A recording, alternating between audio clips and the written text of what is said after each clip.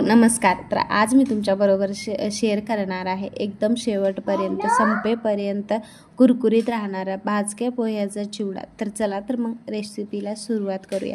तर इथे ना मी अर्धा किलो प्रमाणात इथे भाजके पोहे आणलेले आहेत. ते बाहेरून आणल्यानंतर चाळणीने स्वच्छ चाळून घ्या. जो काही कचरा वगैरे असेल ना तो खाली गळून जातो, पीठ वगैरे असते ते.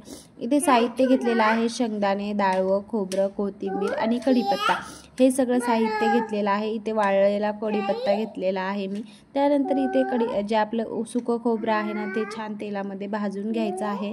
खोबरं भाजून झालं की लगेच त्यामध्ये शेंगदाणे टाकायचे. शेंगदाणे सुद्धा छान तेलामध्ये भाजून घ्यायचे, कच्चा वास निघून जाईपर्यंत. त्यानंतर लगेच डाळवं सुद्धा भाजून घ्यायचं. असे सगळे हे पदार्थ तिन्ही जे आहेत ना भाजून घ्यायचे आणि त्यानंतर मग पोह्यावरती टाकून द्यायचे. हा चिवडा करायला ना जरा जास्तच तेल लागतं, कारण भाजके पोहे असतात, कोरडे असतात सगळे, त्यामुळे आणि जाडसर सुद्धा असतात ना, म्हणून जरा जास्तच चिवडा बनवताना याच्यासाठी तेल घ्यायचं. त्यानंतर तेल छान गरम झालं की त्यामध्ये जिरे मोहरी टाकून घ्यायची. छान तडतडली की त्यामुळे मध्ये ना थोडासा ना 1 ते 2 दिवस सुकलेला कढीपत्ता इथे घेतलेला आहे, ते छान तेलामध्ये टाकून घ्यायचा. त्यानंतर ना हळद पावडर टाकलेली आहे, तुम्ही तुमच्या आवडीनुसार टाकू शकता. त्या हळद पावडर टाकून झाली की त्यामध्ये लगेच लाल तिखट घालून घ्यायचं तुम्ही तुमच्या चवीनुसार. त्यानंतर मीठ घालून घ्यायचं.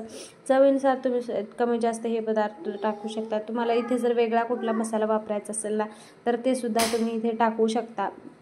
चिवडा मसाला किंवा काही तुम्ही इथे टाकू शकतात. आणि इथे हे सगळं छान असं ना गॅस इथे बंद करायचा आणि सगळं मिक्स करून घ्यायचं. मग हे छान असं भाजके पोहे जे आहेत ना आपले त्यावरती ओतून द्यायचं. छान असं मिक्स करून घ्यायचं. एकजीव थोडं करून मिक्स करून घ्या. अर्धा किलो प्रमाणात हा भाजके पोह्याचा चिवडा मी बनवलेला आहे.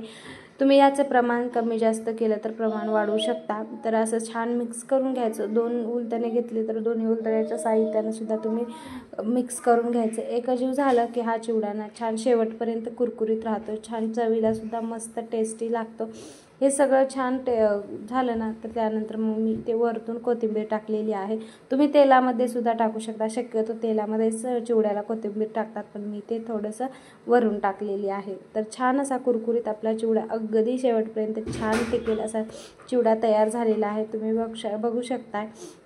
कमी वेळात होतो आणि जास्त वेळ सुद्धा लागत नाही आणि जास्त साहित्य सुद्धा लागत नाही. एकदम कमी वेळामध्ये छान चटपटीत चिवडा अगदी महिनाभर टिकणारा आहे. तर तुम्हाला ही रेसिपी कशी वाटली मला नक्की सांगा. आणि व्हिडिओ जर तुम्हाला आवडला असेल ना तर लाईक शेअर आणि सबस्क्राईब करायला विसरू नका. Thank you so much. बाय.